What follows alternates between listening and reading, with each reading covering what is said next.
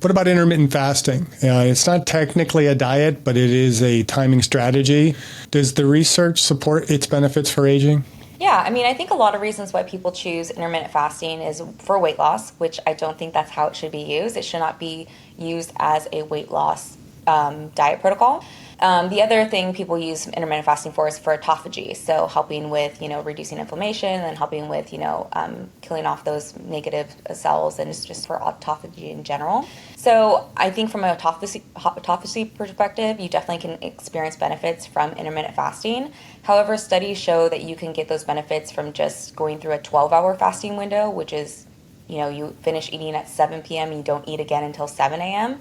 So we are in a culture where we're just constantly feeding all the time.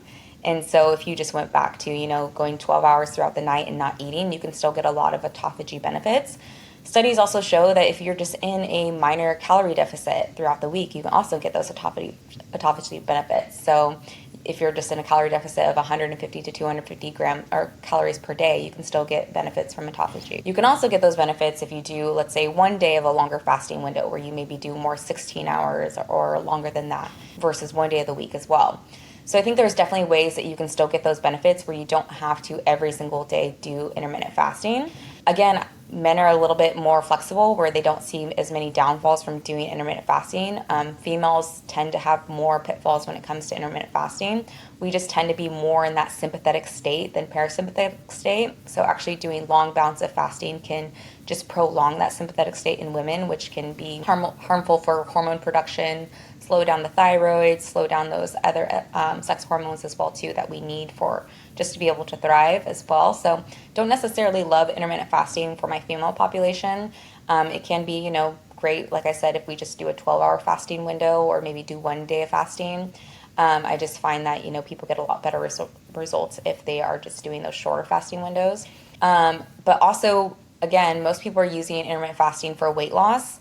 And so they're just, trying to not eat for extended period of times, but then they get to the point where they're starving and then they eat whatever and anything in front of them. And so then they're going these long periods where they're not eating. And then when they do eat, they start making poor food decisions because they're being driven by their food cravings. And so even though they're eating in a smaller window, they're still not making the best decisions. So I'd rather someone be better fueled throughout the day where they don't feel like they're starving and they can make healthier decisions. I think there's a lot more benefit in that. Yeah, I like that more circadian fasting approach where you end your eating generally, no later really than about 7 p.m., a couple hours, 3 hours before you go to bed. And then, you can start eating as soon as you get up in the morning. Again, provided you're kind of at that 12-hour window or so.